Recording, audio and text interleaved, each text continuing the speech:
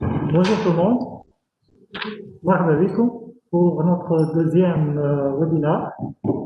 Aujourd'hui, on aura, comme d'habitude, notre directeur général, professeur Hamoud comme modérateur, et deux invités d'honneur, professeur Ihab Laben et professeur Souleymane Al. Les deux sont des experts à l'IAS. Ihab est professeur en anesthésie et réanimation, et Madame Sonia Ramish est professeure en biologie. Marhaba bikoum, et je cède la parole pour le mot de bienvenue pour Chokri. مرحبا بكم الناس الكل. Donc, اليوم donc c'est notre deuxième rencontre. On va se rapprocher beaucoup plus donc des médecins de libre pratique de proximité, des médecins de la première ligne. Et je vais aller directement au vif du sujet avant de présenter mes deux invités. Donc, on a une situation Covid-19 qui est diagnostiquée par présomption ou diagnostiquée dans les suites d'un bilan biologique. La première question qui se pose, est-ce que le malade est dans une situation grave? Et on va vous donner tous les outils donc, pour répondre à cette question. La deuxième, qu'est-ce qu'il faut faire pour éviter la gravité? Et dans le guide de l'INEAS, on vous a présenté une panoplie de traitements. Je cite, à titre d'exemple, le traitement antalgique, l'oxygénothérapie en tant que traitement, donc ça a des effets bénéfiques, des effets indésirables. Le traitement antibiotique, est-ce qu'il est justifié, non justifié? La corticothérapie et le traitement thromboembolique, on va en discuter lors d'un second webinaire. Et pour discuter des deux sujets, à savoir l'oxygénothérapie et l'antibiothérapie, au cours de situations d'infection virale, nous avons invité pour vous deux éminents experts qui ont contribué largement parmi les task force de l'INEAS à l'élaboration du guide de l'INEAS. Je commence par professeur Sonia Maalej, mais elle passera en second, donc Lady First, donc qui est professeur en pneumologie à l'Ariana, et professeur Ihab Laben, qui est notre vice-doyen et qui est professeur en anesthésie réa. Et je passe directement la parole au professeur Ihab Laben. Par la suite, il y aura des questions que vous allez poser et vos deux experts, nos deux experts vont répondre à ces questions et je ferai la modération. Et je passe directement la parole au professeur Ihab Laben. Marhaba Ihab. Marhaba, Chokri. Marhaba bikoum kul. Le temps de partager mon écran avec vous, je tiens d'abord à remercier l'INEAS Santé, particulièrement Dr Chokri Hamouda, Dr Mohamed Ben Hamouda, Dr Asma Ben Brahim, Dr Hela Ortetani, pour m'avoir invité pour vous présenter donc sur l'oxygénothérapie en première ligne dans le contexte du Covid-19. Je ne sais pas si vous êtes en train de voir ma présentation en plein écran. Oui, c'est clair. Ok. Donc, ensuite, et le plus important, donc, chers collègues, chers amis, plusieurs d'entre vous, j'ai vu le nom, on a été à la faculté ensemble et je vous remercie de votre présence. Comme vous le savez, cette présentation a été réalisée avec donc l'aide de la direction des soins de santé de base. C'est un document qui est destiné particulièrement aux médecins de première ligne, qu'on a essayé d'adapter aux particularités de la première ligne. Vous, en tant que médecin, vous serez probablement, et vous êtes en train de prendre en charge des patients Covid positifs. Vous êtes en train de participer à l'effort national dans la lutte contre ce fléau, cette pandémie. Et l'objectif dans cette présentation, c'est de vous parler de l'oxygène en tant que médicament, puisque, comme vous le savez, l'oxygène est un médicament et ça nécessite une prescription médicale. Il existe dans le Vidal, quand on ouvre donc le Vidal, oxygène, c'est médicament. Et donc, on ne peut pas laisser cette prescription à des gens qui ne sont pas de la profession pour mettre de l'oxygène à des doses parfois illogiques, avec des dispositifs qui ne sont pas bien adaptés aux patients. Et notre rôle pour diminuer la mortalité chez ces patients, c'est une prise en charge précoce. C'est pour ça que la stratégie du ministère de la Santé depuis quelques semaines, disons 2-3 mois, c'est d'essayer d'impliquer au maximum les médecins de première ligne qui, en fait, sont les premiers à prendre en charge ces patients parce que, comme vous le savez, un patient va vous appeler, vous en premier lieu, et puis quand il y aura une aggravation, c'est à vous de décider de la stratégie thérapeutique. Donc, alors, pourquoi je n'arrive pas à faire avancer ma diapositive? Ah, voilà, je vais passer par là. Voilà. Donc, il faut utiliser directement l'écran. Donc, l'objectif principal est de rappeler certains principes simples, vous aider à assurer l'oxygénothérapie adéquate à ces patients. Plusieurs des recommandations que vous allez voir sur ces diapositives sont réalisées en collaboration avec l'INEAS et vous trouverez des détails sur les recommandations faites par l'INEAS et qui sont publiées sur le site. Voilà. Alors, sur la prise en charge, je ne sais pas, c'est pas moi qui est en train de faire ce bruit, mais il y a un bruit qui me gêne là, je vous demanderai, du moins pour ceux qui ne présentent pas, d'essayer de couper leur micro parce que j'ai des parasites là sur l'ordinateur, s'il vous plaît. Donc, seront pris en charge dans les hôpitaux de circonscription les patients avec des formes mineures. Et la forme mineure, comme définie dans les recommandations, et en accord avec le conseil scientifique, donc le comité scientifique qui est en train de poursuivre cette pandémie, c'est une pneumonie, comme on la connaît, sans signe de gravité, avec la présence parfois d'une toux, d'une dyspnée légère. Ce qui est important, c'est que le patient ait une fréquence spontanée inférieure à 30 cycles par minute avant de le mettre sous oxygénothérapie. Et on a inclus de façon...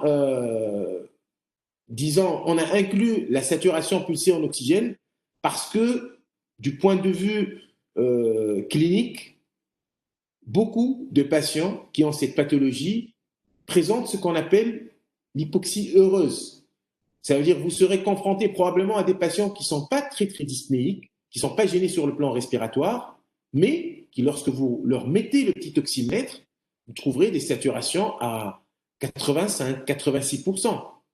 Chose qui habituellement n'est pas compatible avec une vie normale.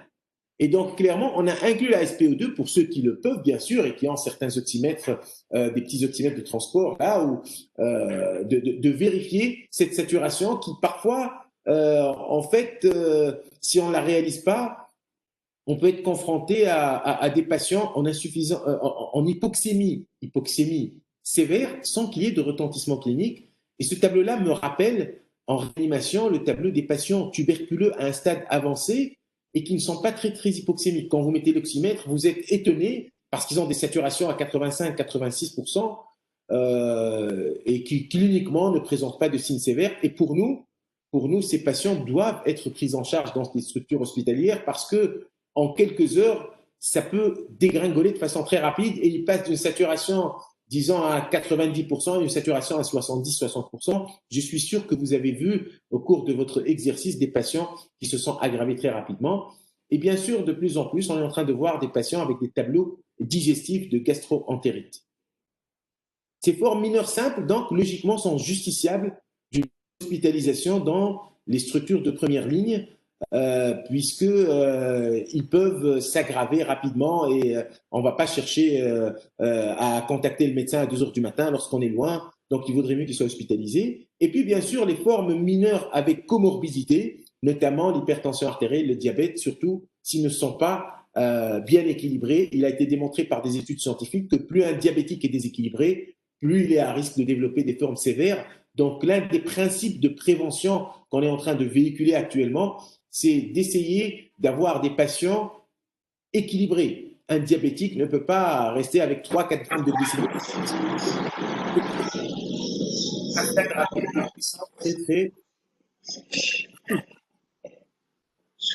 Et puis, ces patients, lorsqu'ils sont stables sous un débit d'oxygène inférieur à 6 litres, donc 3, 4, 5 litres, sans signe clinique de détresse respiratoire, avec une SpO2 supérieure à 80 peuvent être gardés sous surveillance à l'hôpital de circonscription.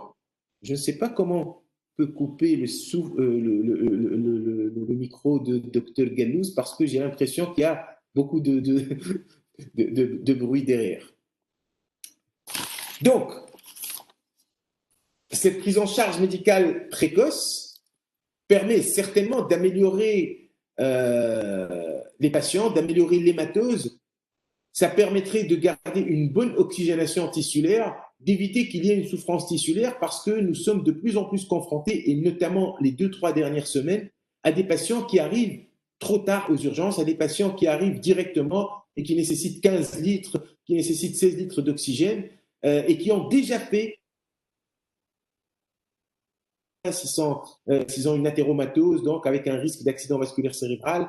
Et donc, clairement, ces patients ne peuvent pas souffrir d'hypoxie parce qu'une hypoxie va entraîner une souffrance tissulaire qui va évoluer pour son propre compte. Donc, comme décrit précédemment, l'oxygénothérapie reste un traitement important chez ces patients qui présentent des formes mineures avec ou sans comorbidité. Et généralement, c'est ce groupe de patients, les formes mineures simples ou les formes mineures avec comorbidité, qui vont être hospitalisés dans un hôpital de circonscription, dans une structure de première ligne, et qui nécessiteront le plus souvent l'oxygénothérapie associée à un traitement symptomatique qui va être présenté tout à l'heure dans la présentation après. Alors, si j'hospitalise ces deux formes, je vais essayer de maintenir une saturation supérieure ou égale à 94%, parce que si on se rappelle un peu de la physiologie, de la courbe de dissociation de l'hémoglobine, de la courbe de Parcroft, eh ben, lorsqu'on a une hémoglobine normale, lorsqu'on n'est pas un grand tabagique, une saturation pulsée en oxygène à 90% correspond généralement à une pression partielle en oxygène à 60 mm de mercure. Je vous rappelle que 60 mm de mercure, si je ne suis pas en train de faire un effort physique important, si je ne suis pas anémique, si je ne suis pas en train de monter des escaliers, ce n'est pas gênant. Je peux vivre avec, si je ne fais pas d'effort, il n'y a aucun retentissement important sur mes fonctions vitales. Et c'est pour ça qu'on a mis un chiffre un peu au-dessus. On a mis maintenir une saturation supérieure ou égale à 94%, sous un débit maximum d'oxygène de 5 litres. Donc, deux conditions pour garder un patient en hôpital de circonscription, pour éviter en fait qu'à 2 heures du matin, le patient s'aggrave, on est en train de chercher l'ambulance, un transfert, chose qui, comme vous le savez, n'est pas très facile à réaliser dans notre pays, et vous allez vous mettre à 2 heures du matin à chercher quelle place, dans quel hôpital, l'hôpital régional, l'hôpital universitaire, l'hôpital le plus proche. Donc, clairement, si mon patient, on dépasse les 5-6 litres d'oxygène par minute et que sa saturation ne dépasse pas les 94%, je pense qu'il vaudrait mieux, et on est tous d'accord, que ce n'est plus une forme mineure, c'est plutôt une forme modérée ou peut-être une forme qui va passer à une forme sévère, et il vaudrait mieux le transférer qu'après chercher à le transférer en catastrophe. Bien sûr, certaines formes polysymptomatiques, asymptomatiques ne sont pas hospitalisées, nécessitent l'isolement à domicile. Et puis, certaines formes modérées ou sévères, il vaudrait mieux, même si, quand vous l'admettez et au cours de votre premier examen, après une dizaine de minutes sous oxygène à 5-6 litres par minute, que la saturation ne s'améliore pas, il vaudrait mieux lui mettre cette oxygénothérapie, mettre une voie d'abord, démarrer éventuellement la corticothérapie, je préfère, désolé, mais ce n'est pas le principe de mon exposé, et le transférer vers l'hôpital le plus proche pour qu'il soit pris en charge dans une unité où éventuellement on peut le prendre en charge en réanimation ou en pneumologie. Alors, donc, clairement, on est en train de parler, là je n'arrive pas à bien voir la diapositive parce que c'est couvert par les images donc, des présentateurs, et donc voici la définition donc, des différentes formes comme recommandées dans le guide de l'INEA Santé. Et comme je vous ai dit tout à l'heure, l'hospitalisation s'impose dès que la saturation est inférieure ou égale à 92%. Et si elle ne s'améliore pas sous oxygène, parce que beaucoup d'entre ces patients qu'on voit aux urgences, dès que vous mettez 1 ou 2 litres d'oxygène, ils remontent rapidement à 95% de saturation et on peut éventuellement les surveiller avec un traitement adapté à leur situation. Donc, nous avons plusieurs systèmes d'alimentation et modalités d'administration de l'oxygène. Le système le plus simple et le plus toléré par le patient, c'est les lunettes d'oxygène. Ces lunettes, je pense qu'on vous a adressé une vidéo, doivent être mises de façon correcte dans le bon sens au niveau du nez, après avoir bien sûr vérifié que le nez est libre, parce que souvent des patients ont le nez bouché et qui continuent à respirer par la bouche, et là les lunettes ne seront pas d'apport, même si vous mettez 5 ou 6 ou 10 litres d'oxygène, puisque le patient respire par la bouche.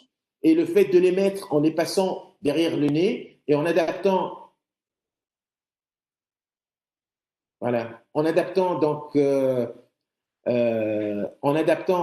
les deux lignes de côté pour que l'on puisse recevoir de l'oxygène au débit recommandé. Après, si les lunettes d'oxygène ne marchent pas bien, parce que tout simplement le patient garde toujours la bouche ouverte, parce qu'il n'arrive pas à respirer correctement, on peut s'aider du masque à oxygène ou du masque avec un système de nébulisation, parce que ce masque-là permettra d'apporter une fraction inspiratoire en oxygène plus élevée, qui peut varier entre 40 et 60%. Rappelez-vous que ce masque, il a des petits trous latéraux, que ces trous latéraux empêche l'évacuation du CO2 de façon correcte, que le masque contient un espace mort et que cet espace mort ne permet pas ou entraîne plutôt, excusez-moi, une réinhalation. Et lorsqu'il entraîne la réinhalation, il faut éviter cette réinhalation et garder au moins un débit de 3 litres par minute pour faire un wash-out ou un lavage de l'espace dans le masque. Donc, ces 3 litres par minute sont nécessaires lorsqu'on utilise un masque à oxygène. Et on peut augmenter à partir de là la dose jusqu'à dépasser notre saturation recommandée qui est de 92%, supérieure ou égale à 92%. Lorsque notre malade s'aggrave encore, il vaudrait mieux augmenter encore la fraction inspiratoire en oxygène. Et lorsqu'on va l'augmenter encore, on utilisera le masque à haute concentration.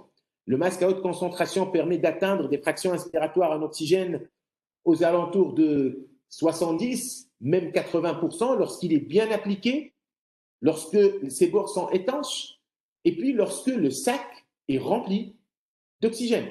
Parce que tout simplement, le patient, au lieu d'inspirer dans le petit masque à oxygène avec une arrivée d'air, il va aspirer à travers un sac rempli à 100% d'oxygène, et donc on pourra améliorer plus sa saturation. Bien sûr, il n'est pas recommandé de garder des patients sous masque à haute concentration dans des structures de première ligne, mais lorsque le patient s'aggrave et nécessite le transfert, il vaudrait mieux avoir ces masques à haute concentration pour pouvoir le transporter dans des conditions de sécurité optimales pour ce patient. Alors, concernant donc ces systèmes d'oxygénation, nous disposons actuellement donc en Tunisie de 3 types de bouteilles. On a les petites bouteilles de 1,1 m3 qu'on appelle B5 et qui contiennent, comme leur nom l'indique, 1,1 m3 à 200 bars.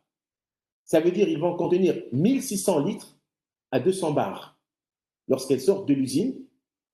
Et si on commence à utiliser ces petites bouteilles, c'est surtout des bouteilles de transport. Rappelez-vous que si vous donnez à votre patient 5 litres par minute, il suffit de faire une bouteille pleine pourra tenir 1100 divisé par 5, ça fait 220 minutes. 1100 divisé par 5, c'est 220 minutes. Donc, environ 3h30, s'il n'y a pas de fuite. Comptez toujours qu'il y a 10% de fuite et donc, obligatoirement, laissez toujours une marge de sécurité pour que le patient, au cours d'un transport, ne subisse pas un arrêt brutal de l'oxygène. Comme vous voyez sur le manomètre qui est dans ces bouteilles, la zone verte, bien sûr, correspond entre 100 et 200 bars. La zone jaune, c'est entre 50 et 100 bars. Et lorsque vous êtes au-dessous de 50 bars, attention, la règle, bien sûr, elle est la même parce qu'une bouteille à 200 bars contient 1100 litres. Une bouteille à 50 bars contiendra le quart de la contenance, donc environ 225 litres. Et 225 litres, quand votre patient est dyspnéique, et que vous mettez 15 litres par minute, faites le calcul, ça ne tient pas beaucoup. Ça ne tient pas beaucoup. Et puis, bien sûr, on a les bouteilles un peu plus grandes, comme les bouteilles B15 qui contiennent 3200 litres, et puis les grosses bouteilles qui sont généralement dans la réserve. J'ai compris que dans nos hôpitaux de circonscription, on est alimenté par ces bouteilles, les B25, et qui contiennent 10 600 litres d'oxygène à 200 bars. Donc, ça fait 10 000 litres, mais 10 000 litres, ce n'est pas beaucoup. Parce que 10 000 litres, c'est un patient qui reçoit 15 litres par minute. Faites le calcul, ça ne tiendra pas 24 heures chez un patient. Et donc, un patient à 15 litres peut consommer beaucoup. C'est pour ça que nous recommandons essayer de transférer le patient à un hôpital qui dispose de plus grandes ressources en oxygène, notamment l'hôpital régional, lorsque le patient dépasse 5 à 6 litres par minute. Alors, je pense que je suis en train de dépasser le temps, c'est pour ça que vous accélérez les diapositives. Donc, rappelez-vous toujours que le débitmètre est généralement gradué de 0 à 15. Il y a certains qui sont gradués de 0 à 30 litres par minute, et il y a des débitmètres de 0 à 5 litres par minute. Ces débitmètres doivent être munis d'humidificateurs parce que tout simplement l'air comprimé est sec, et si l'humidificateur ne contient pas de l'eau entre le minimum et le maximum, eh ben, le patient avec de l'air sec peut développer des réactions. Si le patient est loin de l'oxygène, on peut utiliser ces raccords biconiques pour prolonger la tubulure, mais il y aura certainement des petites pertes. Alors, donc, on a déjà parlé des lunettes à l'oxygène, je vous ai donné plus de détails. Un débit faible, si vous augmentez le débit, ce n'est pas bien. Si c'est supérieur à 6 litres par minute, probablement c'est inefficace parce que ça ne va pas augmenter la fraction inspiratoire en oxygène et le patient ressent vraiment n'est pas dans une position confortable puisqu'il va recevoir un fort débit et qui va le gêner au niveau de son nez. Il va essayer d'enlever, donc c'est quelque chose donc, à éviter. Alors là, on passera au masque à oxygène, qu'il soit avec ou sans nébuliseur, en gardant au moins un débit de 3 litres. Et puis, comme je vous ai dit tout à l'heure, si ça ne marche pas, c'est le masque à haute concentration et le transfert à une structure donc, plus avancée. Comment on va titrer la dose d'oxygène? La dose d'oxygène qu'on va administrer à notre patient, si on a un oxymètre de pouls, c'est plus simple. Notre objectif, c'est d'essayer d'obtenir une saturation supérieure à 92% et pour plus de sécurité, supérieure à 94%. Pour ne pas être dans la limite 92, 91, 90, il vaudrait mieux mettre à 94%, ce qui correspond à une PaO2 à 75 à 80 mm de mercure. Et généralement, le patient, on va voir les signes de détresse respiratoire diminuer un peu. Cette valeur est suffisante, largement suffisante pour un malade au repos. Je ne sais pas pourquoi mes diapos avancent toutes seules, mais je pense que c'est un timing qui était prévu dans l'autre présentation. Et donc, il est inutile de faire monter cette saturation à 100% parce que, alors là, on aura des PaO2 très élevés et qui n'entraînent rien pour le patient. Ce n'est pas la peine d'avoir 150 mm de mercure. Ça sert absolument à rien du tout. Donc, garder notre saturation supérieure à 94, 95, c'est bien. En plus, on se rendra compte si le patient devient plus grave, que la saturation baisse rapidement et on procédera au transfert, alors qu'à 100%, la baisse peut être très, très, très rapide.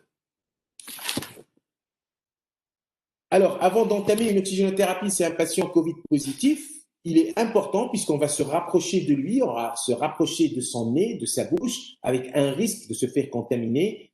Il est important de se munir d'un équipement de protection individuelle, de se munir bien sûr d'un masque, de gants propres, de surblouse pour se protéger, de l'installer souvent en position assise ou en position semi-assise, de vérifier que son nez est libre, de vérifier le fonctionnement de la source d'oxygène, qu'elle est branchée, que l'humidificateur est rempli d'eau, et puis de régler le débit d'oxygène progressivement pour avoir la saturation demandée. Donc, on va en fait titrer l'oxygène sur la saturation, mais si on ne possède pas de saturomètre, eh ben, on va la régler selon les signes cliniques du patient. On va mettre 5-6 litres d'oxygène et voir au bout de 5-10 minutes comment va diminuer la fréquence respiratoire ou diminuer les signes de la cyanose ou les signes de détresse respiratoire comme le tirage susternal ou intercostal.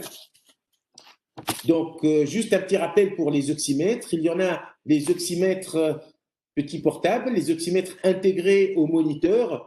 Eh ben, le plus important, c'est de mettre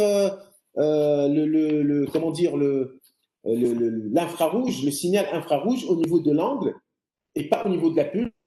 parce que c'est basé sur ce flux infrarouge qui va calculer le déplacement des globules rouges au niveau des capillaires et il va vous donner une saturation approchée. Il est aussi très, très important de vérifier ce petit chiffre qui est la fréquence cardiaque. Et la fréquence cardiaque doit correspondre à la fréquence cardiaque du patient. Parce que si l'oxymètre vous affiche 80% de saturation et un pouls à 120, alors que votre patient est à 60, ça veut dire qu'il est en train de se tromper et de compter en double. Et pour que la valeur de la saturation pulsée soit réelle, il faut que le pouls corresponde au vrai pouls du patient. Parfois, chez les patients qui ont une arythmie complète par fibrillation auriculaire, le signal peut être variable, mais souvent, au bout de 30 secondes, 1 minute, il est stabilisé et on pourra avoir une valeur réelle.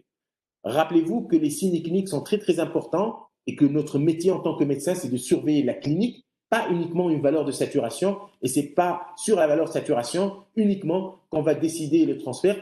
Il faut voir aussi les signes cliniques, bien sûr, sauf si cette valeur est trop basse, 85 ou 86, comme je vous ai dit au début de cet exposé, l'hypoxie heureuse. Donc, je vous rappelle que les indications du transfert sont une saturation inférieure à 92% sous 5 litres par minute d'oxygène, par lunette nasale ou par masque, des signes de détresse respiratoire avec une fréquence supérieure à 30 cycles par minute, un tirage, des signes de lutte marqués, une détresse circulatoire associée, une hypotension qui n'est pas claire, des signes de maladie thromboembolique évolutive ou bien des signes de myocardite virale avec une tachycardie à 120-130 qui ne s'améliore pas. Donc, pour conclure, n'hésitez pas à consulter les différentes références où il y a beaucoup plus de détails sur ce que je viens de vous dire, notamment les mises à jour régulières de l'INEAS. Je vous remercie pour votre attention.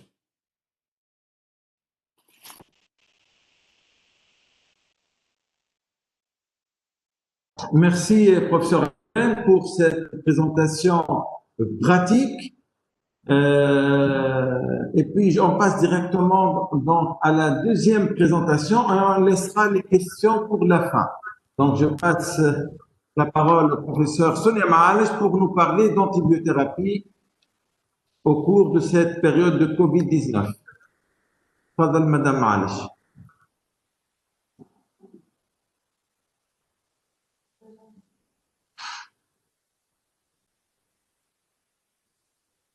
Voilà, bonjour tout le monde. Donc, ravi d'être parmi vous et de participer à ce deuxième webinaire organisé par l'INEAS. Ravi également de faire partie du task force de l'INEAS qui a élaboré pas mal de guides au cours de cette période d'épidémie Covid. Aujourd'hui, on va discuter ensemble la place de l'antibiothérapie dans cette maladie. Mais pour répondre à cette question, il faut rappeler que cette nouvelle maladie est une maladie qui est virale. Elle est due à un virus, le SARS-CoV-2. Comme vous le savez, c'est un virus qui a un tropisme essentiellement respiratoire. C'est pour cela que les manifestations cliniques sont essentiellement des manifestations respiratoires, la douleur thoracique, la dyspnée, la toux. Il y a également d'autres signes qui sont fréquents, notamment la fièvre, l'altération de l'état général, l'anosmie, la gueusie, et d'autres signes qui sont beaucoup plus rares. Mais il faut savoir que ces signes-là ne sont pas spécifiques de la COVID. C'est pour cela que je vous propose en cas vraiment pour une bonne suspicion de malade Covid, de se référer à la définition déjà de cas suspects qui existe sur le site de l'Observatoire national. Pourquoi il faut le regarder là-bas? Parce que c'est une définition qui évolue avec le temps, c'est-à-dire avec l'évolution de l'épidémie dans notre pays. C'est une définition qui est basée sur des signes cliniques, mais également des critères épidémiologiques. Alors, une fois la personne est en contact avec le SARS-CoV-2, dans la majorité des cas, il va faire des symptômes qui sont plutôt minimes, voire même rester asymptomatique. Et sinon, dans à peu près 20% des cas, donc il va développer certains symptômes respiratoires qui peuvent être minimes à type de toux, avec une petite fièvre, comme il peut évoluer vers une véritable pneumonie virale, et ceci le plus souvent vers la deuxième semaine, c'est-à-dire à partir du 7e jour après le début des symptômes, cette pneumonie va évoluer dans 5% des cas vers un véritable syndrome de détresse respiratoire aiguë où le malade va nécessiter une hospitalisation en réanimation et qui peut mettre en jeu le pronostic vital du patient. Alors, cette deuxième semaine, en fait, c'est une période qui est très critique pour les patients Covid. Et on peut assister, en plus du risque de pneumonie, à une période, à la réapparition, au fait, de la fièvre principalement, après une période d'accalmie, voire même une aggravation de l'état respiratoire, une altération de l'état général du patient, qui est le plus souvent liée à une hyperréaction inflammatoire caractéristique de la COVID et ne signifie pas, surtout pas, une infection bactérienne. Alors, pourquoi effectivement on se pose la question de du risque d'infection bactérienne? On sait tous, comme toutes les maladies virales, l'infection virale favorise une inflammation des muqueuses, ce qui induit une altération des moyens de défense locaux, favorisant ainsi les infections bactériennes. Et ceci a été vérifié pendant la pandémie de grippe H1N1 en 2009, où l'OMS a recensé 300 000 décès, dont 30 à 40% étaient liés à des pneumopathies bactériennes. Et une co-infection bactérienne au cours de cette pandémie de grippe a été notée dans 20 à 30% des cas. Alors, qu'en est-il pour la COVID?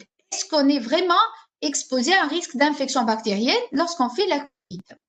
La littérature dit que la co-infection bactérienne au cours du COVID, elle est peu fréquente. C'est essentiellement au cours du deuxième semaine et elle est surtout corrélée à la sévérité de la COVID. Alors, selon les séries publiées, en ambulatoire, le risque d'avoir une co-infection bactérienne est rare. Et ça, c'est très important pour les médecins de première ligne de savoir que c'est rare d'avoir une co-infection bactérienne chez les malades pris en charge en ambulatoire. Alors que ce risque augmente chez les malades en hospitalier avec un risque qui peut atteindre 14% en médecine, voire même presque 50% en réanimation. Et ce qu'on a noté, c'est ce risque de co-infection survient lié plutôt à une infection nosocomiale, c'est-à-dire au cours de l'hospitalisation de patients qui vont développer cette co-infection bactérienne. Alors, pourquoi c'est important de chercher cette co-infection bactérienne? Parce que la survenue d'une infection bactérienne au cours du COVID augmente le risque de mortalité des patients. Alors, le problème, c'est comment suspecter cette co-infection. Certes, sur des éléments cliniques, le diagnostic n'est pas facile du tout et le problème est encore aggravé par les comorbidités qui sont souvent associées à la COVID. En plus, il faut savoir que l'importance le degré, c'est-à-dire de la fièvre en elle-même, ainsi que sa persistance dans le temps, ne signifie pas obligatoirement une infection bactérienne. Alors, sur la clinique, on peut se baser de certains éléments tels que une reprise de la fièvre, par exemple, après une période d'apyrexie, le changement de caractère de la toux. On sait tous que la toux au cours du COVID, c'est une toux qui est plutôt sèche. En cas de co-infection bactérienne, elle devient grasse. Et l'aspect des expectorations qui deviennent purulentes. Alors, c'est des éléments qui aident, mais certes, c'est pas suffisant pour retenir l'origine bactérienne, donc une éventuelle co-infection. Ici, le scanner thoracique trouve toute son importance.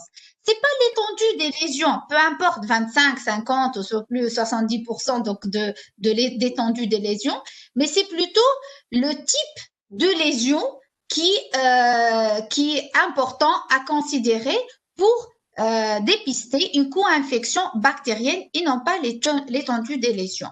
Et là, je vous rappelle, je remercie professeur m'a donné cette plaque, c'est un cas réel d'une dame qui a été hospitalisée à l'hôpital Abdelrahman Memi de l'Ariana durant la première vague. Elle était PCR positive, confirmée. Au cours de l'évolution, elle a développé une aggravation de son état respiratoire. Et son scanner, excusez-moi, son scanner qui a été fait à la recherche à la fois d'une embolie pulmonaire que d'une éventuelle infection bactérienne montre en plus alors des images en verre de poli. Elle a montré cette condensation énorme au niveau du lobe inférieur droit qui, avec un épanchement pleural ici, minime, bilatéral. Et donc, ce scanner a permis de dire qu'il y a des lésions de Covid, mais sur lesquelles le patient fait probablement une surinfection du lobe inférieur droit associée à un épanchement pleural bilatéral. Alors, à côté du scanner, certains paramètres biologiques peuvent être utiles également pour retenir le diagnostic de co-infection. Moi la photo, c'est la procalcitonine. Alors, la procalcitonine, lorsqu'elle dépasse les 5 grammes par millilitre, elle peut orienter vers une origine bactérienne.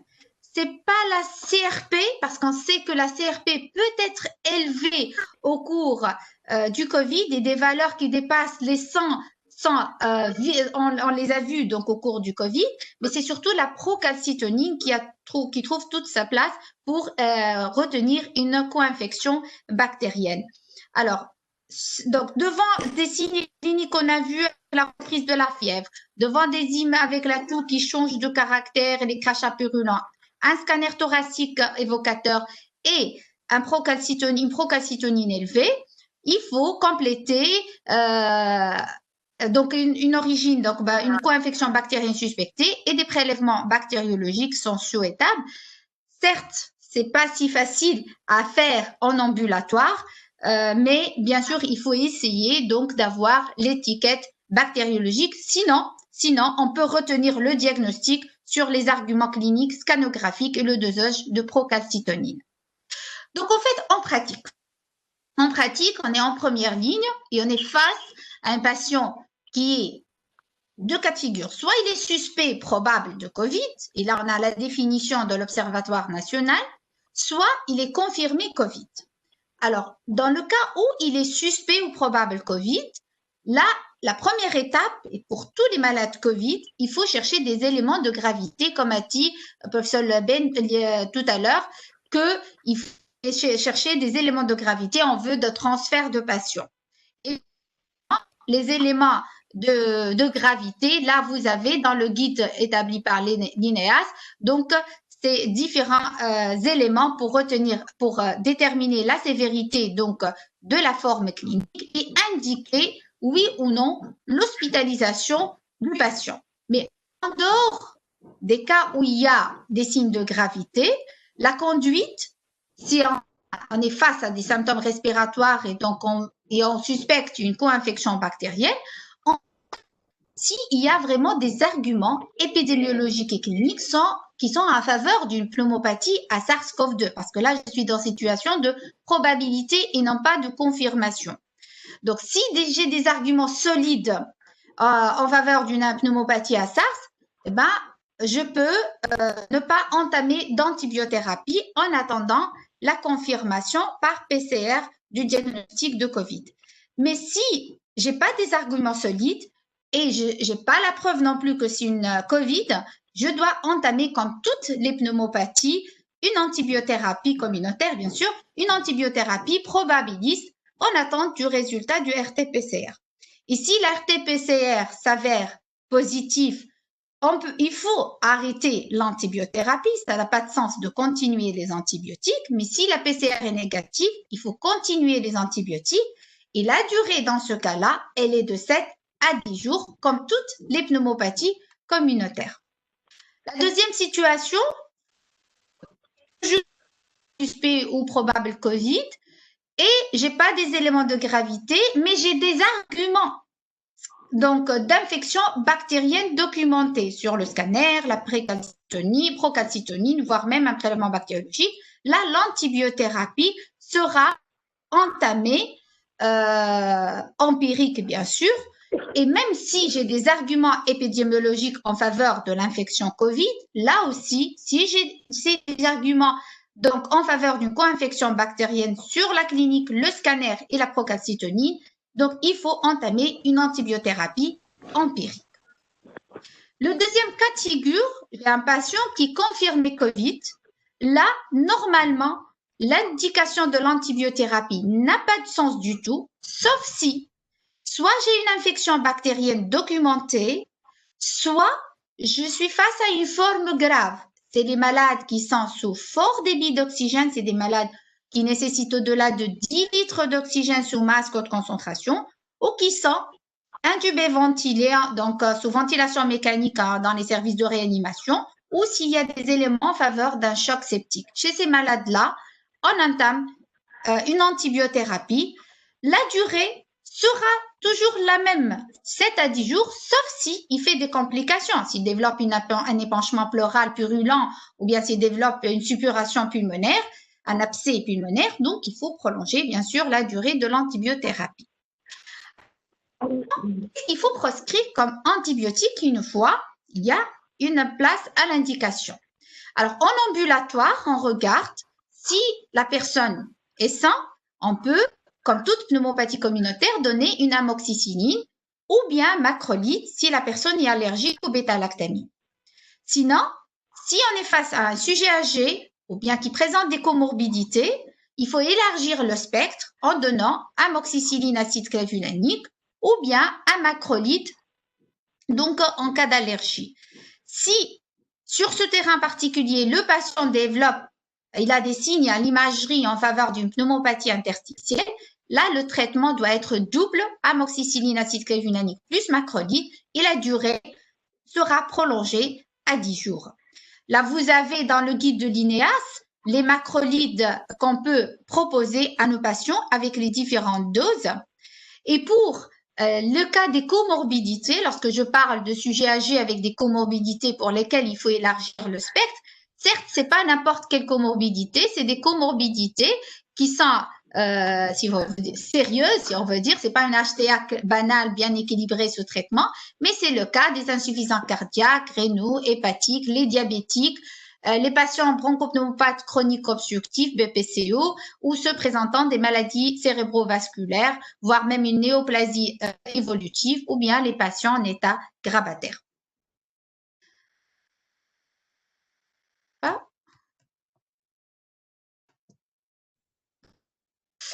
Alors, si maintenant le malade est hospitalisé, alors s'il est hospitalisé, eh ben, il faut regarder, toujours dans le cadre d'une antibiothérapie empirique, s'il y a une indication, comme on a vu les critères tout à l'heure, donc il faut regarder s'il y a des comorbidités ou bien s'il y a des signes de gravité. Alors, s'il y a des comorbidités et malade hospitalisé, le traitement sera comme à large spectre, donc amoxicilline acide clavulanique, sinon un macrolide.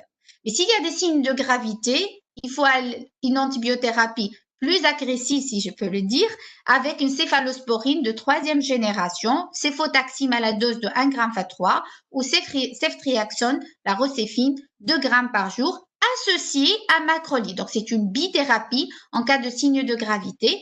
Et en cas d'allergie, il faut donner une lévofloxacine à double dose ou bien teicoplanin si nécessaire.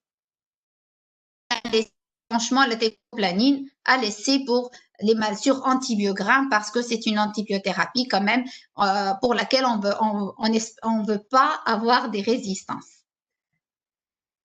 Ça, pour quel antibiotique? Alors, la deuxième question maintenant qu'on se pose, c'est la prescription d'azithromycine est-elle justifiée en période de Covid? Ce qu'on a assisté, c'est une prescription quasi systématique par la plupart des collègues. Et je pense que cette prescription partout dans le monde, c'est pas valable uniquement en Tunisie, elle est soutenue par 2 hypothèses. En fait, il y a un effet immunomodulateur. C'est vrai, ça a été noté pour la prévention des exacerbations des BPCO, par exemple, des malades qui ont des dilatations de branches, mais sa généralisation avait un frein du fait du risque de résistance ainsi que du risque de tolérance au long cours. mais également l'hypothèse que l'azithromycine pourrait avoir, et là c'est valable pour les macrolides de façon générale, mais l'azithro c'est la molécule avec laquelle la majorité des études ont été faites du fait de sa tolérance par rapport aux autres, aurait un effet antiviral. Mais c'est un effet qui a été prouvé in vitro et non pas in vivo. Alors, la littérature. En fait, on a l'expérience déjà de la pandémie de Middle East Syndrome, le MERS-CoV, ce qui n'a pas montré, dans laquelle on a utilisé l'azithromycine, mais ça n'a pas montré d'effet sur ni la mortalité, ni la clairance virale. Qu'en est-il alors pour la COVID? Les études portant sur l'azithromycine dans la COVID, c'est des études essentiellement observationnelles. Il n'y a pas eu d'études randomisées et ces études-là n'ont pas apporté la preuve d'un effet antiviral chez l'homme, ni d'ailleurs d'un effet immunomodulateur de l'azithromycine, que ce soit seul ou bien avec d'autres molécules, la chloroquine ou bien d'autres antibiotiques. Et d'ailleurs, dans notre hôpital, notre expérience personnelle, quasiment 90%, si je peux le dire, 90% des patients hospitalisés à l'Ariana avaient reçu déjà de l'azithromycine. Et ceci n'a pas empêché leur hospitalisation à des formes graves, donc, que ce soit un service de médecine ou bien un service de réanimation. Et donc, vraiment, ce qu'on peut dire pour l'azithromycine, que selon les données actuelles qui sont disponibles, on ne peut pas la proposer à titre préventif, ni à titre curatif du Covid, soi-disant pour son effet présumé immunomodulateur.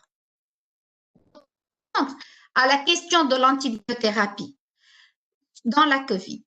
En tant que maladie virale, les antibiotiques ne doivent pas être utilisés comme un moyen de prévention ni de traitement dans la Covid. Mais du fait du risque de co-infection bactérienne, bien que rare dans la COVID, sa prévention reste possible. Si on a une infection bactérienne documentée, et là, le scanner et la procalcétonine vont aider énormément pour retenir le diagnostic. Si on est face à une forme grave, hypoxémiante, voire même de réanimation, ou bien en attente de RT-PCR si on n'a pas d'argument épidémiologique et clinique fort de COVID. Si on respecte ces indications de l'antibiothérapie, donc avec notre usage d'antibiotiques sera vraiment raisonné et on pourra vraiment lutter et éviter notre combat d'actualité qui est le problème de l'antibiorésistance. Et voilà, je vous remercie pour votre écoute. Merci, Dr. Malch, pour la clarté de votre exposé. Et on passe directement donc aux questions qui sont posées par le collègue médecin qui nous suit. Je commence par la question de Dr. Millet. Il est conduit à tenir en privé. C'est-à-dire que je vais parler de l'oxygénothérapie. Je ne sais pas si le professeur Ihab Labben est encore avec nous. Si vous m'écoutez, professeur Ihab Labben. Donc, on est en train de discuter. Essentiellement, j'ai compris la question du collègue, de garder les patients à domicile avec une oxygénothérapie. Honnêtement, ça veut dire, de mon point de vue, je pense que à chaque fois qu'il y a une indication à une oxygénothérapie, cette oxygénothérapie dans une pathologie aiguë doit être faite dans une structure de santé, qu'elle soit publique ou privée.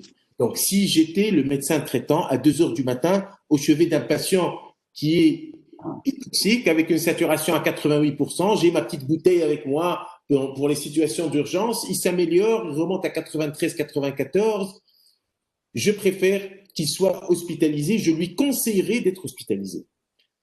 Dans tous les cas, je conseillerais cette hospitalisation. Après, si le patient, il y a d'autres considérations, il y a des patients qui ne veulent pas être hospitalisés, il y a des patients qui ne peuvent pas payer les frais de la clinique, qui n'ont pas d'hôpital de proximité ou qui refusent l'hospitalisation.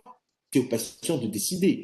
Mais moi, je préfère que le patient, ça, c'est pas un patient bronchopathe chronique qui est à domicile depuis des années parce qu'on a testé l'oxygène chez lui à l'hôpital ou dans la clinique et qu'on l'a mis à domicile. Ça, c'est une pathologie aiguë qui peut évoluer. Et après, s'il y a un problème qui se passe à la maison, on proposera toujours au médecin et on lui dira pourquoi vous n'avez pas indiqué. Donc, en tant que médecin, je pense qu'il faut indiquer l'hospitalisation. Et puis après, si le patient ne veut pas, on va s'adapter, on va lui trouver de l'oxygène à domicile, on va lui donner ce qu'on veut, mais logiquement, et pour moi, je ne sais pas ce qu'en pense docteur Mahalj, moi étant réanimateur, je ne vois pas beaucoup ce genre de patients, mais c'est l'avis que j'ai donné à plusieurs qui m'ont appelé par téléphone pour dire, moi je n'ai pas vu le malade, il faut qu'il soit vu par un médecin, le médecin le plus proche, et c'est à lui de décider s'il faut l'hospitaliser. Mais il y a des malades qui ne peuvent pas être hospitalisés. Oui, je partage parfaitement votre avis, professeur Laben, et effectivement, c'est ce qu'on essaie d'expliquer aux collègues et aux patients également. Parce que là, vraiment, aller prendre en charge un malade sous oxygène à domicile, vraiment, ça ne fait que retarder la prise en charge adaptée pour ces patients. Et notre expérience personnelle montre que actuellement, depuis que les collègues commencent à prendre en charge ces malades de plus en plus à domicile, qu'on a des malades de plus en plus graves lorsqu'ils arrivent à l'hôpital, c'est-à-dire c'est des malades de réanimation, ce n'est plus des malades de médecine. Et donc, franchement, je sais que des collègues étaient confrontés par le problème de place au départ et ils étaient obligés de prendre en charge des malades sous oxygène à domicile. Mais moi, ce que je conseille à mes collègues, c'est que ils doivent expliquer aux patients que à partir du moment où il y a une dyspnée, d'accord, et il faut aller faire une évaluation de son état aux urgences. Comme tu as dit tout à l'heure, il y a le problème de cette hypoxémie heureuse. Effectivement, une dyspnée, même minime, rapportée par le patient, peut révéler aux urgences une hypoxémie sévère. Donc, c'est des malades le médecin doit expliquer à son malade qu'il doit consulter les urgences. Et les urgences sont ouvertes pour ce genre de malades. Ils ne sont jamais rentrés chez eux s'ils sont hypoxiques, les malades. Le problème, c'est que ce qu'on a noté, c'est des malades qui ne nécessitent pas vraiment de l'oxygène, mais par précaution, la famille réclame de l'oxygène et un concentrateur à domicile. D'accord, à 95% de saturation, il n'a pas besoin d'oxygène. Mais on les voit. On les voit malheureusement 95% sous concentrateur d'oxygène à domicile. Voilà. Donc, je suis d'accord avec vous, effectivement. Permettez-moi de vous rapporter donc l'avis d'autres médecins qui ne partagent pas donc votre avis, mais je suis obligé d'apporter l'avis de tout le monde. C'est que certains collègues, chez certains malades qui sont limites, qui sont à 92 de saturation, 91 minimum 90, ils traitent ces malades moyennant des extracteurs d'oxygène, ils optimisent l'oxygénothérapie par l'aération de la chambre, par l'utilisation de masques adaptés et dans la majorité des cas, les malades, bien que âgés et tarés, s'en sortent. Certes, lorsque les malades ne s'en sortent pas, ils consultent dans un état plus grave à l'hôpital et je partage votre avis. Maintenant, Samahni, si Choukri, juste pour la saturation de 80, il ne faut jamais garder un malade chez lui s'il sature à moins de 92%. Il ne faut pas prendre ce risque, surtout particulièrement pour les CVAG, effectivement. Je compléterai, Samahni, juste pour dire. C'est rapporter ce qui se passe. Oui, on est en train de répondre aux collègues, bien sûr. Moi aussi, j'ai un parent qui a été traité à domicile, même si au début, je leur ai dit il faut le ramener à l'hôpital, mais son médecin traitant l'a traité à domicile de façon extraordinaire. Il le voyait 2 fois par jour, il l'appelait, il vérifiait. Mais je pense que si un incident se passe à domicile, parce que le problème, on peut traiter 99 patients correctement. Le patient qui va s'aggraver, le malade peut dire, ou la famille du malade peut dire, vous ne m'avez pas conseillé d'être hospitalisé. Donc, je garderai ces situations aux malades vraiment qui refusent. Parce qu'on le sait, maintenant, on le voit dans les hôpitaux, les malades refusent de dire qu'ils sont Covid+, refusent de dire qu'ils étaient soignés à domicile. J'ai eu l'urgence, je crois que depuis 48 heures, je suis comme ça. Après, quand tu pousses l'interrogatoire, il s'avère que ça fait plusieurs jours qu'il est là. Il y a probablement, je ne sais pas, mes collègues qui travaillent sur le terrain connaissent plus. Peut-être que 80% des patients, ça se passe très bien, mais le jour où il y a un incident, ils vont toujours me reprocher pourquoi vous ne m'avez pas dit, docteur, que je peux être hospitalisé. Moi, je lui dis, je préfère que vous soyez hospitalisé. S'il dit non, s'il dit l'oxygène, je préfère que vous soyez hospitalisé, mais je ne vais pas le négliger, je vais le traiter. C'est un avis de gens qui travaillent à l'hôpital. Certainement, tous nos collègues qui travaillent dans le privé ont beaucoup plus d'expérience que nous sur ce terrain. Donc, vous répondez indirectement à la question cadre juridique de l'oxygénothérapie à domicile. Si aggravation, donc, quand hospitalisé. Maintenant, je vous pose une autre question qui nous a été posée par Nozha Bourgi concernant l'hypoventilation alvéolaire en rapport, par exemple, avec une maladie neuromusculaire. Qu'en est-il donc, comment est-ce qu'ils peuvent se comporter par rapport à cette hypoventilation alvéolaire?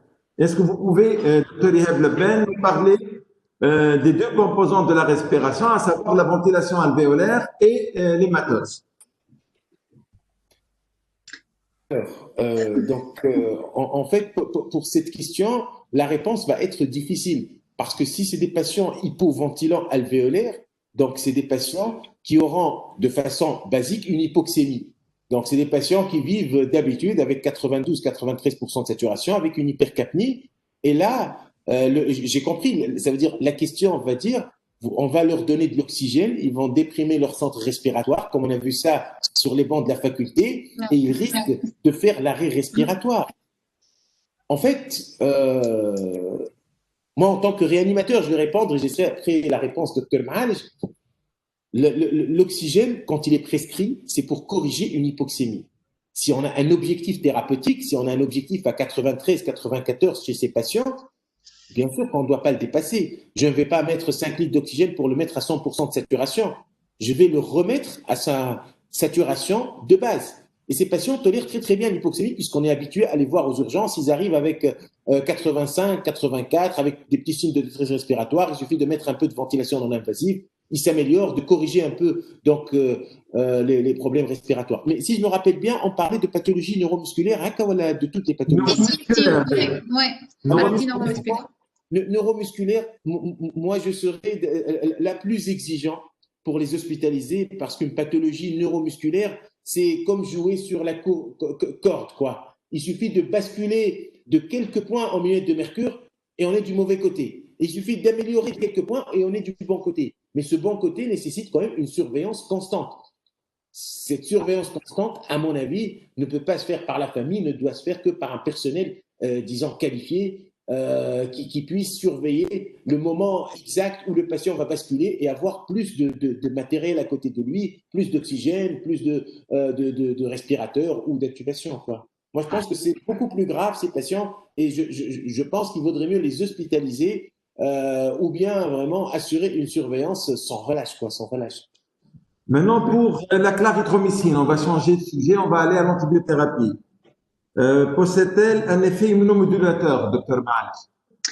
Effectivement, c'est ce que j'ai dit dans la présentation. Donc, il y a un effet qui est présumé, d'accord? Mais ça, c'est sur cet effet-là qu'on le prescrit, par exemple, pour la prévention des exacerbations de BPCO ou bien de dilatation de branche. Mais dans la Covid, franchement, si j'ai dit que 90% des malades hospitalisés à l'Ariana ont pris déjà l'azithromycine, et pourtant, ils ont débarqué chez nous avec des tableaux qui sont très, très graves. Donc, on peut pas vraiment compter sur cet effet immunomodulateur dans la Covid. Et vraiment, comme a dit, j'ai vu dans les chats une collègue qui insiste sur la sensibilisation des pharmaciens, effectivement, quant à l'automédication par l'azithromycine. Donc, il n'y a pas les études déjà qui sont disponibles et qui ont testé l'azithromycine seule ou bien en association avec d'autres molécules n'ont pas prouvé vraiment ce bénéfice donc de l'azithromycine en termes de prévention ou bien de traitement du Covid. Voilà. Une autre question, la femme, Dr. Lebben, vous avez un commentaire ou ça va? Moi, je suis tout à fait d'accord. En réanimation, lorsqu'on admet ces patients, presque à 100%, ils ont reçu des antibiotiques avant. On leur rajoute quelques antibiotiques puisqu'ils sont graves et on a peur. Ils arrivent en réanimation généralement au 13e, 12e, 14e jour, généralement, d'évolution depuis le moment donc de l'infection ou le début depuis comment dire, depuis le début de la maladie, c'est entre 13e et 15e jour, disons pour être clair, et ils ont déjà reçu des antibiotiques. Nous, on met d'autres antibiotiques, mais 24 heures après, si la CRP n'est pas positive, si la provocation n'est pas positive, on arrête systématiquement les antibiotiques parce qu'on sait que c'est une maladie virale et que ce n'est pas les antibiotiques qui vont donner de l'effet. Et la plupart des travaux réalisés en réanimation les 6 derniers mois sur la COVID n'ont pas montré d'amélioration du pronostic. Blacks, ils ont montré que les patients qui font des infections nosocomiales après, parce que malheureusement, en réanimation, après une semaine, 10 jours de ventilation, on fait une infection respiratoire, eh ben, ils développent des germes beaucoup plus résistants. On est obligé d'utiliser des antibiotiques à très large spectre. Si vous permettez, Dr Hamoud, juste pour rebondir sur les maladies neuromusculaires, bon, je me permets de rebondir parce que je fais partie du comité scientifique déjà national donc des maladies neuromusculaires en Tunisie. Et vraiment, j'ai pas mal donc de malades neuromusculaires et heureusement, on n'a pas eu, alhamdoulilah, jusqu'à ce jour. Donc, du moins, j'ai pas reçu, malgré que quand même, je reçois pas mal de malades neuromusculaires, de ce genre de malades, donc à l'hôpital et donc atteints de Covid. Mais ce que je voulais insister, en plus de ce qu'a dit le professeur Laben, c'est que chez ces malades, le risque, c'est l'hypercapnie et de tomber dans l'acidose. Et donc, si jamais il faut les prendre en charge au domicile parce qu'ils refusent ou pour n'importe quelle autre raison, insister sur le suivi par des gazométries et non pas par une simple saturation. Voilà, c'est ce que je voulais dire. Ok, une autre question. Est-ce que la femme enceinte, est-ce qu'il y a une prise en charge particulière, docteur Malish? Alors, chez la femme enceinte, bon, il y a tout un guide, si je dis donc sur la femme enceinte, la société de gynéco, donc l'a fait déjà. Surtout, il n'y a pas une particularité, sauf que les anticoagulants sont fortement recommandés à titre préventif chez la femme enceinte, en plus de la vitaminothérapie. Voilà. Bon, maintenant, j'aimerais bien donc donner la parole à docteur Mzid Jawhar, que je vois sur mon écran, pour nous rapporter ses soucis. نحب مشاكلك سي جوهر نسمعوهم باش احنا نجموا نخدموا عليهم ونلقاو لهم حلول. Juste activer votre micro. Activez votre micro, c'est Jawhar. Donc, c'est Jawhar Mzid, il est notre partenaire. خاطر احنا في كل ويبينار عندنا un partenaire médecin de terrain. تفضل سي جوهر. Vous m'entendez? نسمعوا فيك مليح. يعطيك الصحة. Bonjour.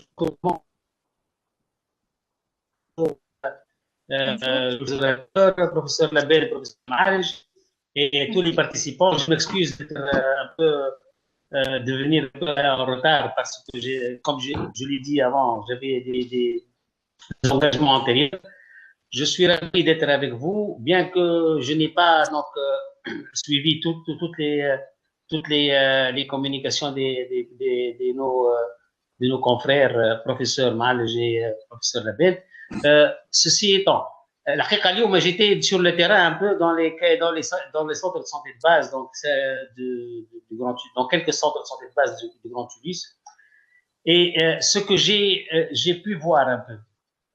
D'ailleurs, j'étais en discussion parce que moi, je n'exerce plus depuis quelques années, depuis 2 ou 3 ans.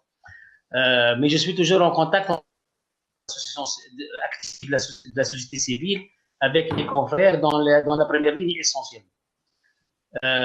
Ce que j'ai constaté, malheureusement, qu'il y a aujourd'hui un manque jusque-là, malgré tous les efforts faits, aussi bien au niveau de l'INEAS que la DSSB et la Direction générale de la santé, on n'a pas encore standardisé un peu la conduite au niveau des centres de santé de base.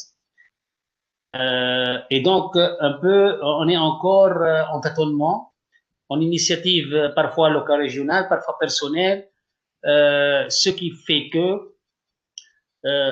le schéma général, je parle de schéma général, je parle des difficultés et des situations qui sont un peu inquiétantes à mon avis que des quelques expériences qui sont beaucoup plus fructueuses et positives. C'est qu'on a encore des difficultés à instaurer le tri. Ni le pré-tri, ni le tri. On a beaucoup de difficultés à le faire. Il y a une mauvaise diffusion des documents, que je dis, comme aussi bien de l'INAE que de la DSSB, pour des raisons diverses que je ne veux pas étaler, ce n'est pas le moment, mais ça fait que quand même on n'est encore, donc on n'est pas standardisé même dans les directives, si j'ose dire. La deuxième, c'est que vu l'expérience différente des gens, vu les difficultés, enfin le terrain qui est différent, c'est-à-dire les CSB sont très différents, même les centres intermédiaires n'appliquent pas un peu cette notion de tri. Tu as j'ai un patient chez qui on suspecte ce qu'on a eu comme ce qu'on a lu, ce qu'on a eu comme documentation qu'on n'a pas sous la main. Le score, les signes cliniques évocateurs, etc. D'ailleurs, j'ai trouvé que pas mal de confrères n'ont pas le score sous la main, mais ils essaient de scorer et donc ils peuvent tomber dans des erreurs. Donc, s'il conçoit qu'il y a suspicion, forte suspicion, il essaie de mettre, s'il n'y a pas de dyspnée, s'il n'y a pas de gravité, il essaie de mettre ce traitement, comment dirais-je, symptomatique, plus ou moins associé à l'antibiothérapie, selon des critères peu. Malheureusement, il n'y a pratiquement un suivi téléphonique, mais ce que je constate, c'est qu'il y a pas mal de confrères et c'est de leur propre initiative de faire un suivi téléphonique parfois 2 fois par jour. Je pense que c'est très positif, il faut encourager ces initiatives parce que jusque-là, au niveau de l'administration, au niveau des directions régionales, on est encore sur la priorité d'essayer de monter des lits d'oxygène dans les hôpitaux de circonscription ou dans certains centres intermédiaires. Donc, on n'est pas encore au stade de s'intéresser à la première ligne proprement dite. Je constate, c'est qu'il y a beaucoup de gens qui utilisent, qui prescrivent des antibiotiques, essentiellement l'azithromycine. Beaucoup de confrères qui ne font pas un bon scoring. Il n'y a pas un diagnostic certain par des prélèvements, parce que la majorité des malades qui viennent n'ont pas les moyens de se faire en privé. Et malheureusement, le schéma du prélèvement dans le cadre de la santé publique n'est pas encore très clair chez eux. Ok, merci. Ce sont mes soucis aujourd'hui. Ce sont mes soucis aujourd'hui parce que je connais cette démarche qui n'est pas encore claire. C'est elle qui serait à l'origine de l'arrivée de pas mal de cas un peu trop tardivement aux hôpitaux. Merci pour ce témoignage. Je viens d'apprendre que la DSSB a imprimé le guide de l'INEAS en 5000 exemplaires, le dépliant donc en 5000 exemplaires, et elle commencera donc à le diffuser. Maintenant, j'aimerais bien passer la parole à un médecin de libre pratique, un grand ami à moi. Donc, Tawakem Koddemi, l'écran, je ne le vois pas, je ne le vois plus. Donc, est-ce qu'un médecin de libre pratique peut se présenter pour apporter son témoignage? Non. Ben Maalla, on me dit. Docteur Ben Maalla?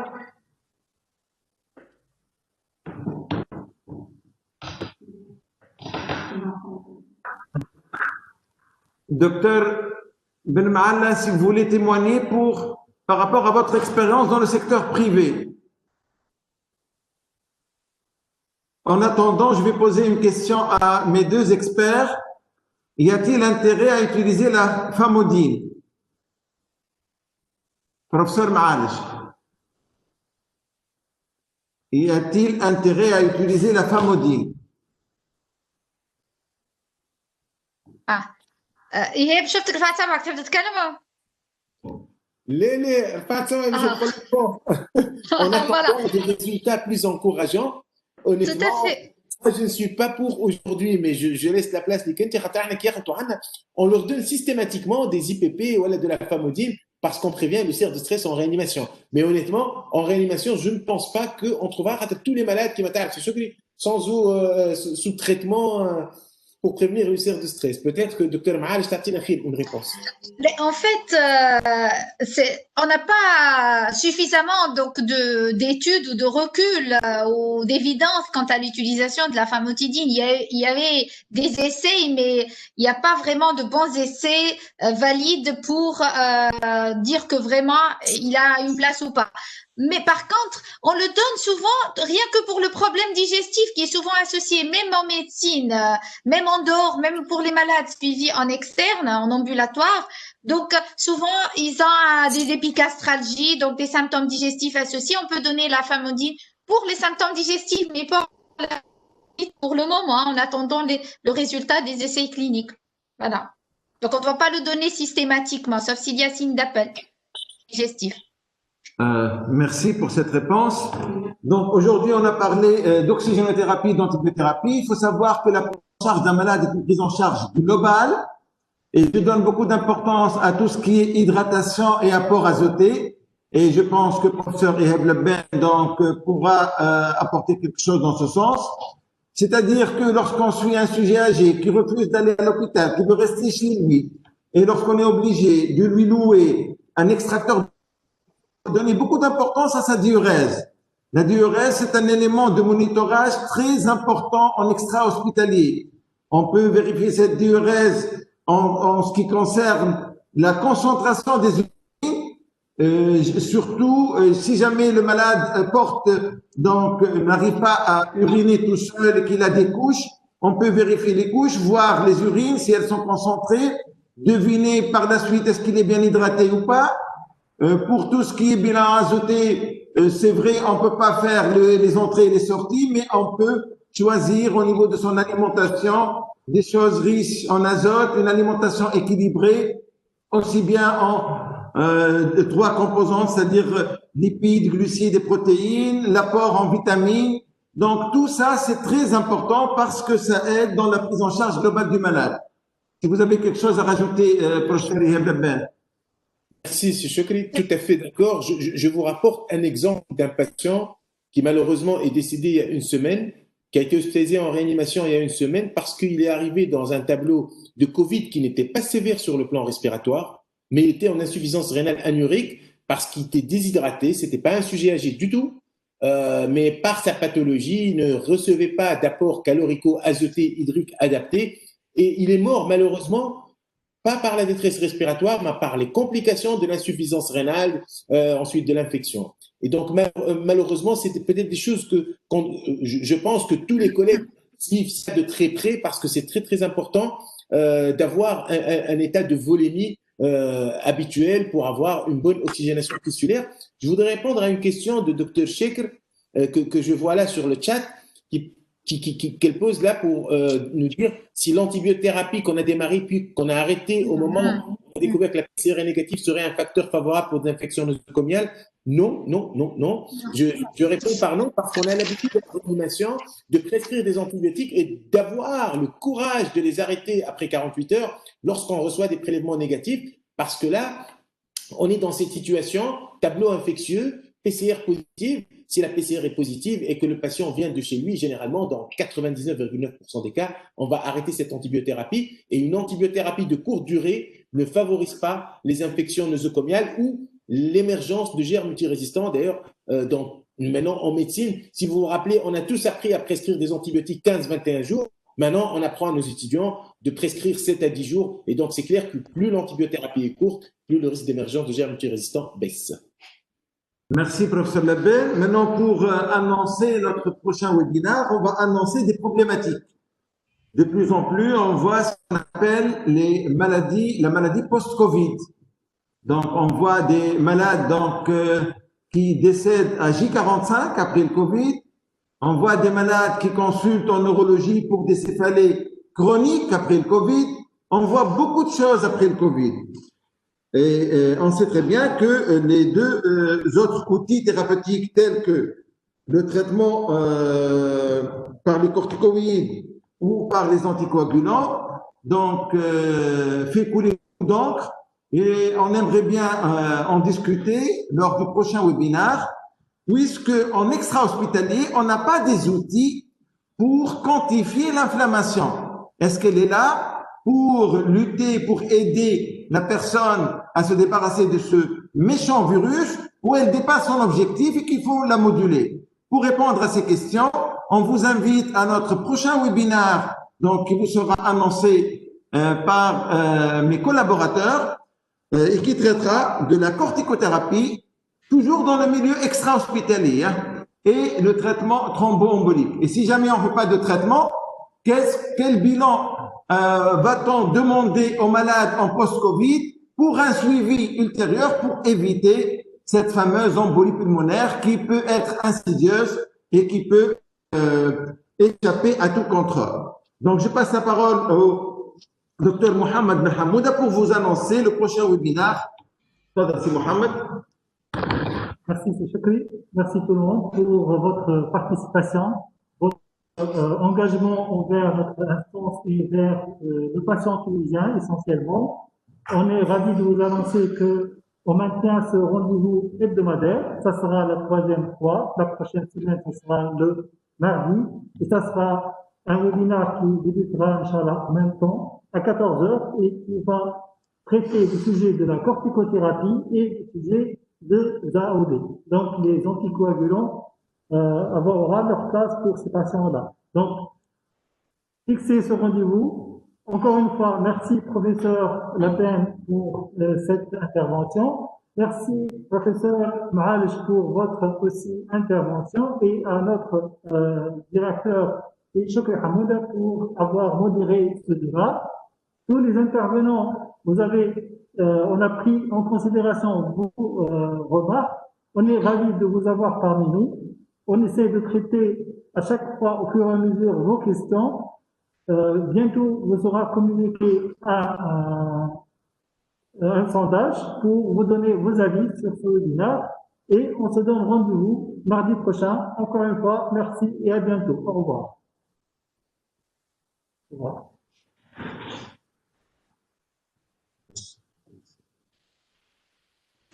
Bravo.